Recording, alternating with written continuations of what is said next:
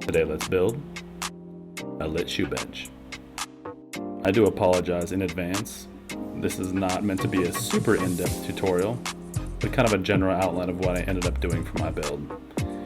So make sure you rip your bottom cleats at the right height to account for the bottom face frame, as well as the decorative base, and then install the bottom shelf.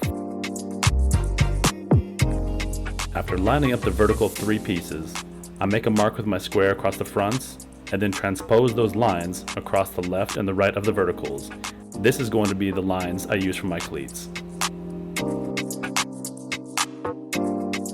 To double check myself, I set them on the inside and make sure they line up with the line on the side of the box. To calculate your cubby width, measure between the 2 sides, subtract the verticals, and then divide by 4. Then I'll rip a square spacer at that width and use it as a guide for each one of my verticals, and then nail each piece from the bottom. If it's off by a 16th, who cares?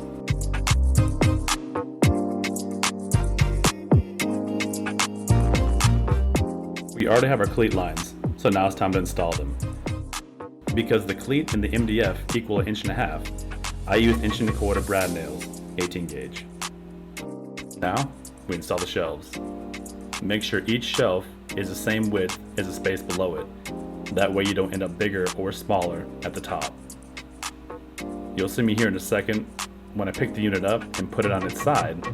That way to make sure I squeeze down any gaps in there before I do my final nails. Then I nail the top down to the verticals.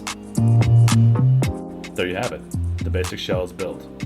I did forget to show myself putting the back on to make sure it's square, but that's for another video. Whenever I build a unit where the facing turns into the paneling of the side, I like to start with the mitered corners first, and then put the pieces in between.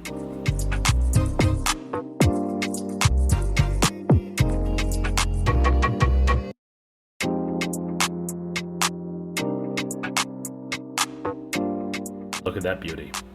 If those glue drips don't scream professionalism, I don't know what does. Here I'm taking the measurement from the top of the unit to the top of the bottom rail and replicating that on the side so it looks like the bottom rail continues throughout the piece. Oh yeah, don't forget, glue everything. Time to fill in sand. Remember, always sand before you route. Otherwise, you won't be routing on a single plane. Also, you may get done routing and then sand your routes right away and have to do it again.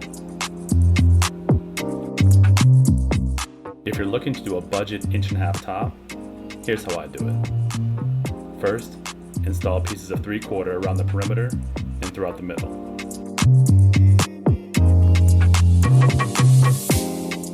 Then, you do a wardrobe change because you didn't have enough wood. What you really do is install another piece of 3/4 on top and then band the front side with an 1.5 inch board. Once it's painted up, you'll never know the difference.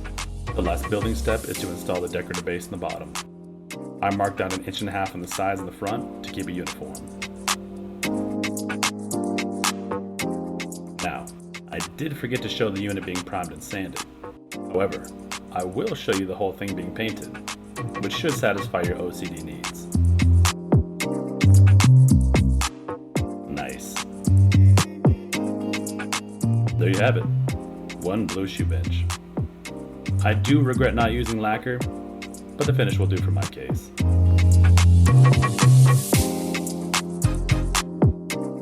But wait, there's more. Honestly, for $20, why wouldn't you put LEDs in everything you own? Here, I'm drilling the holes above the face frame to conceal the lighting.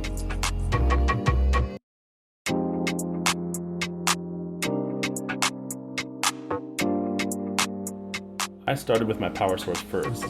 That way, if I ran the lighting backwards, I wouldn't have a bunch of excess in the back or have the power supply in a goofy spot. I also threaded the strip through the entire unit first. That way, I wouldn't have to thread and stick at the same time.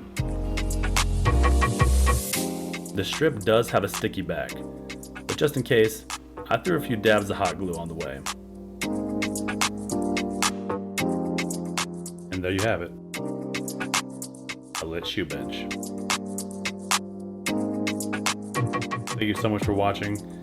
Hope you picked up some cool ideas along the way, and hope to see you in the next video.